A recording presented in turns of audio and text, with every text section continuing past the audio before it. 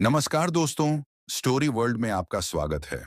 आज आप सुनेंगे मुंशी प्रेमचंद जी की लिखी कहानी बड़े घर की बेटी। बेनी माधव सिंह गौरीपुर के जमींदार थे। उनके बुजुर्ग किसी जमाने में बड़े साहब संपत्ति थे। पक्का तालाब और मंदिर उन्हीं की यादगार थी। कहते हैं इस दरवाजे पर पहले हाथी झूमता था। उस हाथी का मौजूदा नामकरण एक बूढ़ी भैंस थी, जिसके बदन पर मांस तो न था, मगर शायद दूध बहुत देती थी, क्योंकि हर वक्त एक न एक आदमी हांडी लिए उसके सिर पर सवार रहता था। बेनी माधव सिंह ने आधे से ज्यादा जायदाद वकीलों के हवाले कर दी और अब उनकी सालाना आमदनी 1,000 से ज्यादा न थी। ठाकुर साहब के दो बेटे थे। बड़े का नाम श्री कंठ सिंह था। उसने एक लंबी मेहनत के बाद बीए की डिग्री हासिल की थी और अब एक दफ्तर में नौकरी करता था। छोटा लड़का लाल बिहारी दोहरे बदन का सजीला जवान था। भरा हुआ चेहरा, चौड़ा सीना, भैंस का 2 सेर ताजा दूध नाश्ते में पी जाता था। श्रीकंठ उससे बिल्कुल विपरीत थे। इन बाहरी खूबियों को उन्होंने 2 अंग्रेजी अक्षर बीए पर न्यौछावर कर दिया था। इन्हीं 2 अक्षरों ने उनके सीने की चौड़ाई, कद की ऊंचाई, चेहरे की चमक सब हजम कर ली थी।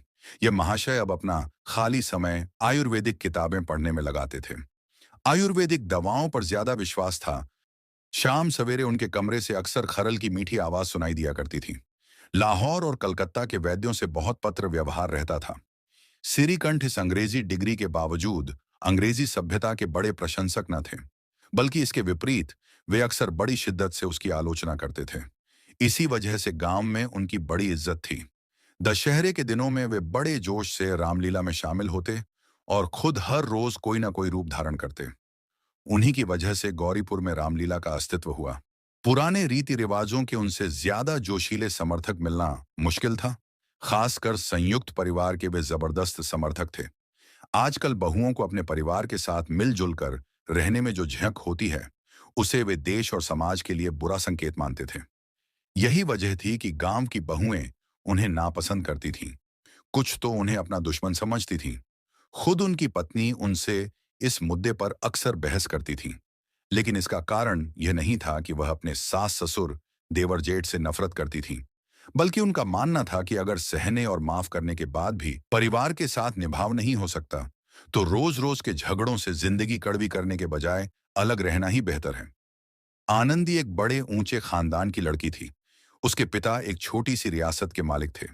आलीशान महल, एक हाथी, 3 घोड़े, 5 वर्दी वाले सिपाही, फिटन, बग्घी, शिकारी कुत्ते, बाज, बहरी, जरी कालीन, कांच के सामान, ऑनरेरी मजिस्ट्रेट की पदवी और कर्ज, जो एक प्रतिष्ठित रियासतदार के लिए जरूरी होते हैं, उनके पास सब था। भूप सिंह नाम था। उदार और साहसी व्यक्ति थे, लेकिन किस्मत की चाल ऐसी कि एक भी बेटा न था। 7 लड़कियां थीं और सभी जीवित थीं। अपने बराबर या ऊंचे खानदान में उनकी शादी करना अपनी रियासत को मिट्टी में मिलाने जैसा था। पहले जोश में उन्होंने 3 शादियां बड़े धूमधाम से की, लेकिन जब 15-20 हजार का कर्ज चढ़ गया तो आंखें खुलीं। आनंदी चौथी लड़की थी, लेकिन अपनी सभी बहनों से ज्यादा सुंदर और संस्कारी। इसी वजह से ठाकुर भूप सिंह उसे बहुत प्यार करते थे। सुंदर बच्चे को शायद उसके माता पिता भी ज्यादा प्यार करते हैं। ठाकुर साहब बड़े उलझन में थे कि इसकी शादी कहाँ करें। न तो वे कर्ज का बोझ बढ़ाना चाहते थे और न ही यह मंजूर था कि उसे बदकिस्मत महसूस करने का मौका मिले। एक दिन श्रीकंठ उनके पास किसी चंदे के लिए रुपए मांगने आए। शायद नागरी प्रचार का चंदा था। भूप सिंह उनके तौर तरीकों से प्रभावित हो गए। खींचतान कर कुंडली मिलाई गई और शादी धूमधाम से हो गई। आनंदी देवी जब अपने नए घर आईं, तो यहाँ का माहौल बिल्कुल अलग देखा। जिन शौकों और मनोरंजन की वह बचपन से आदी थी, उनका यहाँ कोई नामो निशान न था। हाथी घोड़ों का तो जिक्र क्या, एक सजी हुई सुंदर बग्घी तक न थी। रेशमी चप्पलें साथ लाई थीं, मगर यहाँ बाग कहाँ। मकान में खिड़कियां तक न थीं, न जमीन पर कालीन, न दीवारों पर तस्वीरें। ये एक साधारण ग्रामीण मकान था। आनंदी ने थोड़े ही दिनों में इन परिवर्तनों को सहजता से अपना लिया, मानो उसने कभी विलासिता देखी ही नहीं। एक दिन दोपहर के समय लाल बिहारी सिंह 2 मुर्गियां लिए हुए आए और अपनी भाभी से बोले, जल्दी से गोश्त पका दो, मुझे भूख लगी है। आनंदी खाना बनाकर उनकी प्रतीक्षा कर रही थी। गोश्त पकाने बैठी, लेकिन हांडी में देखा तो घी पांव भर से ज्यादा न था। बड़े घर की बेटी थी, बचत का सबक अभी अच्छी तरह नहीं सीखा था। उसने सारा घी गोश्त में डाल दिया। लाल बिहारी सिंह खाने बैठे तो दाल में घी न था। दाल में घी क्यों नहीं छोड़ा? आनंदी ने कहा। घी सब गोश्त में पड़ गया। लाल बिहारी, अभी परसों घी आया था, इतनी जल्दी खत्म हो गया? आनंदी, आज तो कुल पांव भर था, वो मैंने गोश्त में डाल दिया। जिस तरह सूखी लकड़ी जल्दी से जल उठती है, उसी तरह भूख से बावला इंसान जरा जरा सी बात पर चिड़चिड़ा हो जाता है। लाल बिहारी सिंह को भाभी की यह बात बड़ी बुरी लगी। तीखे होकर बोले, मायके में तो जैसे घी की नदी बहती हो। औरत गालियां सह लेती है, मार सह लेती है, लेकिन मायके की निंदा उससे बर्दाश्त नहीं होती। आनंदी मुंह फेर कर बोली, हाथी मरा भी तो 9 लाख का, वहां इतना घी रोज नाई का हार खा जाते हैं। लाल बिहारी जल उठे, थाली उठाकर पटक दी और बोले, जी चाहता है कि जीभ खींच लूं। आनंदी को भी गुस्सा आ गया, चेहरा सुर्ख हो गया। बोली, वे होते तो आज इसका मजा छका देते। अब नौजवान ठाकुर से सहन नहीं हुआ। उसकी पत्नी एक साधारण जमींदार की बेटी थी। जब जी चाहता उस पर हाथ उठा लेता। खड़ाऊं उठाकर आनंदी की ओर जोर से फेंकी और बोला, जिसके घमंड पर बोली हो, उसे भी देखूंगा और तुम्हें भी। आनंदी ने हाथ से खड़ाऊं रोकी। सिर बच गया, लेकिन उंगली में सख्त चोट आई। गुस्से के मारे वह कांपती हुई अपने कमरे में आकर खड़ी हो गई। औरत की ताकत और हिम्मत, गर्व और इज्जत पति की शख्सियत से होती है। आनंदी खून का घूंट पीकर रह गई। सिरीकंठ सिंह हर शनिवार को अपने घर आया करते थे। गुरुवार को यह घटना घटी थी। 2 दिन तक आनंदी ने कुछ खाया पिया नहीं और उनकी राह देखती रही। आखिर शनिवार को हफ्ते के मुताबिक शाम के समय वे आए और बाहर बैठकर कुछ देश दुनिया की खबरें, कुछ नए मुकदमों की योजनाएं और फैसले बयान करने लगे। और यह बातचीत रात 10 बजे तक चलती रही। 2-3 घंटे आनंदी ने बेहद बेचैनी में काटे। खाने का समय आया, पंचायत खत्म हुई। जब अकेले में बातचीत शुरू हुई तो लाल बिहारी ने कहा, भैया, आप जरा घर में समझा दीजिए कि जुबान संभाल कर बात किया करें, वरना एक दिन खून हो जाएगा। बेनी माधव सिंह ने गवाही दी, बहू बेटियों की यह आदत अच्छी नहीं कि मर्दों के सामने जवाब दें। लाल बिहारी, वे बड़े घर की बेटी हैं, तो हम लोग भी कोई कुर्मी कहार नहीं हैं। सिरीकंठ, आखिर बात क्या हुई? लाल बिहारी, कुछ भी नहीं, यूं ही आप उलझ पड़ी। मायके के सामने हम लोगों को तो कुछ समझती ही नहीं। सिरीकंठ खाना खाकर आनंदी के पास गए। वह भी गुस्से में भरी बैठी थी और ये महाशय भी कुछ तीखे थे। आनंदी ने पूछा, मिजाज तो अच्छा है? सिरीकंठ बोले, बहुत अच्छा है। ये आजकल तुमने घर में क्या तूफान मचाया हुआ है? आनंदी के चेहरे पर बल पड़ गए और झुंझलाहट के मारे बदन में पसीना आ गया। बोली, जिसने तुमसे यह आग लगाई है उसे पाऊं तो मुंह जला दूं। सिरीकंठ, इतनी तेज क्यों हो रही हो? कुछ बात तो बताओ। आनंदी, क्या कहूं, किस्मत का खेल है, वरना एक गंवार लड़का जिसे चपरासीगिरी करने की भी तमीज नहीं, मुझे खड़ाऊं से मारकर यूं ना करता फिरता। इस पर तुम पूछते हो कि घर में तूफान क्यों मचाया है। सिरीकंठ, आखिर बात क्या हुई? मुझे तो कुछ मालूम ही नहीं। आनंदी, परसों तुम्हारे लाडले भाई ने मुझे गोश्त पकाने को कहा। घी पांव भर से कुछ ज्यादा था। मैंने सब गोश्त में डाल दिया। जब खाने बैठा तो कहने लगा, दाल में घी क्यों नहीं? बस उसी पर मेरे मायके को बुरा भला कहने लगा। मुझसे बर्दाश्त न हो सका। मैंने कहा कि वहां इतना घी नाई का हार खा जाते हैं और किसी को खबर भी नहीं होती। बस इतनी सी बात पर उस जालिम ने मुझे खड़ाऊं फेंक मारी। अगर हाथ से न रोकती तो सिर फट जाता। उससे पूछो कि मैंने जो कुछ कहा है सच है या झूठ। सिरीकंठ की आंखें लाल हो गईं। बोले, यहां तक बात पहुंच गई, ये लड़का तो बड़ा बदमाश निकला। आनंदी रोने लगी, जैसे औरतों का स्वभाव होता है, क्योंकि आंसू उनकी पलकों पर रहते हैं। औरत के आंसू मर्द के गुस्से पर तेल का काम करते हैं। सिरीकंठ के स्वभाव में बहुत सहनशीलता थी। उन्हें शायद कभी गुस्सा आया ही न था, मगर आनंदी के आंसुओं ने आज जहर का काम किया। रात भर करवटें बदलते रहे। सवेरा होते ही अपने पिता के पास जाकर बोले, दादा, अब मेरा इस घर में रहना संभव नहीं है। यह और इस तरह के दूसरे वाक्य बोलने के लिए श्रीकंठ सिंह ने अपने कई दोस्तों को बार बार खरी खोटी सुनाई थी। जब उनका कोई दोस्त उनसे ऐसी बातें कहता तो वे उसका मजाक उड़ाते और कहते, तुम बीवियों के गुलाम हो, उन्हें काबू में रखने के बजाय खुद उनके काबू में हो जाते हो।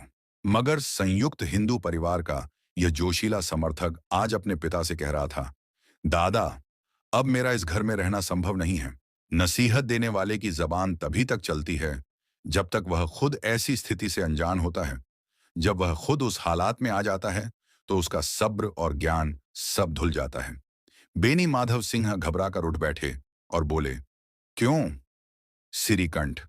इसीलिए कि मुझे भी अपनी इज्जत का कुछ थोड़ा बहुत ख्याल है। आपके घर में अब हठधर्मी का व्यवहार होता है। जिन लोगों को बड़ों का सम्मान करना चाहिए वे उनके सिर चढ़ते हैं। मैं तो दूसरों का गुलाम हूं, घर पर रहता नहीं, और यहां मेरे पीछे औरतों पर खड़ा हूं और जूतों की बौछार होती है। कड़ी बात तक मुझे बर्दाश्त है, कोई एक की दो कह ले, मगर यह नहीं हो सकता कि मेरे ऊपर लात और घूंसे पड़े और मैं चुप रहूं। बेनी माधव सिंह कुछ जवाब न दे सके। श्री कंठ हमेशा उनका सम्मान करते थे। उनके इस तरह के तेवर देखकर बूढ़े ठाकुर निरुत्तर हो गए। उन्होंने सिर्फ इतना कहा, बेटा, तुम समझदार हो, फिर ऐसी बातें करते हो। औरतें इसी तरह घर तबाह कर देती हैं, उनका मन बढ़ाना ठीक नहीं। श्रीकंठ, इतना मैं जानता हूं, आपकी दुआ से मैं ऐसा मूर्ख नहीं हूं। आप खुद जानते हैं कि इस गांव के कई परिवारों को मैंने अलग होने की आफत से बचाया है, मगर जिस औरत की इज्जत और आबरू का मैं ईश्वर के सामने जिम्मेदार हूं, उसके साथ ऐसा जालिम व्यवहार मैं नहीं सह सकता। आप विश्वास मानिए, मैं अपने ऊपर बहुत काबू कर रहा हूं कि लाल बिहारी की पिटाई न कर दूं। अब बेनी माधव भी गरमाए। ये बात उनसे सहन न हुई। बोले, लाल बिहारी तुम्हारा भाई है, उससे यदि कभी कोई गलती हो तो तुम उसके कान पकड़ो, मगर सिरीकंठ, लाल बिहारी को मैं अब अपना भाई नहीं मानता। बेनी माधव, औरत के लिए? सिरीकंठ, नहीं, उसकी गुस्ताखी और बेरहमी के लिए। दोनों आदमी कुछ देर तक चुप रहे। ठाकुर साहब बेटे का गुस्सा शांत करना चाहते थे, मगर इस बात को मानने के लिए तैयार न थे कि लाल बिहारी से कोई गलती हुई है। इतने में कुछ और लोग हुक्का पीने और बातें करने के लिए वहां आ बैठे।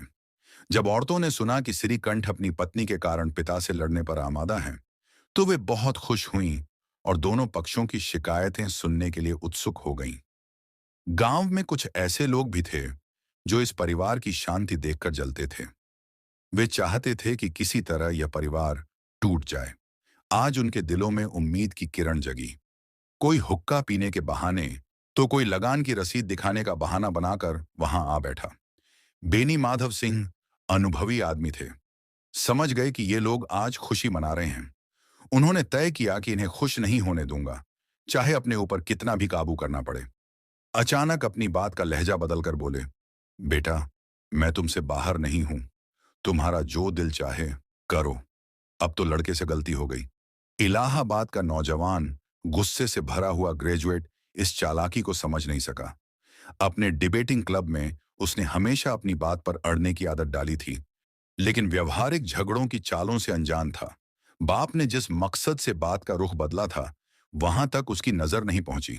वह बोला, मैं लाल बिहारी सिंह के साथ अब इस घर में नहीं रह सकता।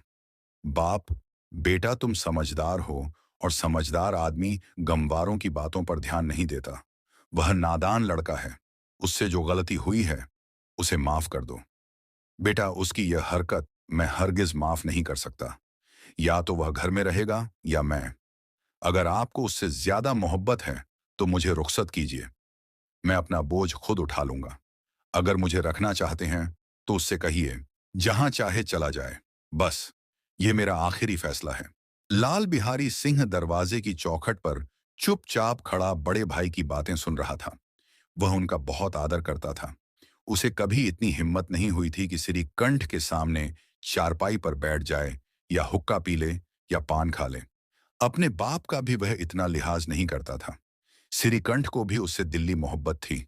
उन्होंने कभी उसे डांटा तक नहीं था। जब इलाहाबाद से आते थे तो जरूर उसके लिए कोई ना कोई तोहफा लाते थे, मगर आज वही भाई कह रहा था कि अब मैं उसकी सूरत नहीं देख सकता। लाल बिहारी को यह बात बड़ी पीड़ा पहुंचा गई। उसे बिल्कुल गुस्सा नहीं आया, बल्कि वह फूट फूट कर रोने लगा। इसमें कोई शक नहीं कि वह अपनी गलती पर खुद शर्मिंदा था। भाई के आने से एक दिन पहले से ही उसका दिल हर समय धड़क रहा था कि देखूं भैया क्या कहते हैं, मैं उनके सामने कैसे जाऊंगा, मैं उनसे कैसे बात करूंगा, मेरी आंखें उनके सामने कैसे उठेंगी। उसने सोचा था कि भैया उसे बुलाकर समझा देंगे। इस उम्मीद के विपरीत आज वह उन्हें अपनी सूरत से नफरत करता पा रहा था। वह अनपढ़ था, मगर उसका दिल कहता था कि भैया मेरे साथ ज्यादती कर रहे हैं। अगर श्रीकंठ उसे अकेले बुलाकर दो चार सख्त बातें कहते या दो चार तमाचे भी मार देते, तो शायद उसे इतना मलाल न होता। मगर भाई का यह कहना कि अब मैं उसकी सूरत से नफरत करता हूं, यह बात लाल बिहारी से सहन न हो सकी। वह रोता हुआ घर में आया और अपनी कोठरी में जाकर कपड़े पहने, फिर आंखें पोंछी ताकि कोई यह न समझे कि वह रो रहा था। तब वह आनंदी के दरवाजे पर आया और बोला, भाभी, भैया ने यह फैसला किया है कि वे मेरे साथ इस घर में नहीं रहेंगे। वे अब मेरा चेहरा देखना नहीं चाहते, इसलिए अब मैं जा रहा हूं। उनसे कहना, मुझे माफ कर दें। मुझसे जो गलती हुई उसके लिए मैं शर्मिंदा हूं। यह कहते कहते लाल बिहारी की आवाज भारी हो गई। जिस समय लाल बिहारी सिर झुकाए आनंदी के दरवाजे पर खड़ा था, उसी समय श्रीकंठ भी गुस्से में बाहर से आए। भाई को खड़ा देखा तो नफरत से आंखें फेर लीं और बचकर निकल गए, मानो उसके साए से भी परहेज कर रहे हों। आनंदी ने लाल बिहारी की शिकायत तो अपने पति से की थी, मगर अब पछता रही थी। वह स्वभाव से नेक औरत थी और उसने सोचा भी नहीं था कि यह मामला इतना गंभीर हो जाएगा। वह मन ही मन अपने पति पर झुंझला रही थी कि वे इतनी गर्मजोशी क्यों दिखा रहे हैं। यह डर कि कहीं वे उसे इलाहाबाद चलने को न कह दें, उसके चेहरे को पीला कर रहा था। उसी हालत में जब उसने लाल बिहारी को यह कहते सुना कि अब मैं जा रहा हूं, मुझसे जो गलती हुई उसे माफ कर दीजिए, तो उसका बचा खुचा गुस्सा भी खत्म हो गया। वह रोने लगी। दिलों का मैल धोने के लिए आंसू से ज्यादा कारगर कुछ नहीं। श्रीकंठ को देखकर आनंदी ने कहा, लाला बाहर खड़े हैं, बहुत रो रहे हैं। श्रीकंठ, तो मैं क्या करूं? आनंदी, अंदर बुला लो। मेरी जुबान को आग लगे, मैंने कहां से यह झगड़ा शुरू किया? श्रीकंठ, मैं उन्हें नहीं बुलाने वाला। आनंदी, पछताओगे? उन्हें बहुत ग्लानि हो रही है, ऐसा ना हो कि वे कहीं चले जाएं। श्रीकंठ उठे नहीं। इतने में लाल बिहारी ने फिर कहा, भाभी, भैया से मेरा सलाम कह देना। वे मेरा चेहरा नहीं देखना चाहते, इसलिए मैं भी उन्हें अपना चेहरा नहीं दिखाऊंगा। लाल बिहारी इतना कहकर तेजी से बाहर के दरवाजे की ओर बढ़ने लगे। अचानक आनंदी अपने कमरे से निकली और उनका हाथ पकड़ लिया। लाल बिहारी ने पीछे मुड़कर देखा और आंखों में आंसू भरकर बोला, मुझे जाने दो। आनंदी, कहां जा रहे हो? लाल बिहारी, जहां कोई मेरा चेहरा ना देखे। आनंदी, मैं तुम्हें जाने नहीं दूंगी। लाल बिहारी, मैं लोगों के साथ रहने के लायक नहीं हूं। आनंदी, तुम्हें मेरी कसम है, अब एक कदम भी आगे मत बढ़ाना। लाल बिहारी, जब तक मुझे यह न मालूम हो जाए कि भैया के दिल में मेरी तरफ से कोई नाराजगी नहीं है, तब तक मैं इस घर में नहीं रहूंगा। आनंदी, मैं ईश्वर की सौगंध खाकर कहती हूं कि तुम्हारी तरफ से मेरे दिल में जरा भी मैल नहीं है। अब श्रीकंठ का दिल पिघला। उन्होंने बाहर आकर लाल को गले लगा लिया और दोनों भाई खूब फूट फूट कर रोए। लाल बिहारी ने सिसकते हुए कहा, भैया, अब कभी मत कहना कि तुम्हारा चेहरा नहीं देखूंगा। इसके अलावा जो सजा आप देंगे वह मैं खुशी से कबूल करूंगा। श्रीकंठ ने कांपती हुई आवाज में कहा, लल्लू, इन बातों को बिल्कुल भूल जाओ। ईश्वर चाहेगा तो अब ऐसी बातों का मौका नहीं आएगा।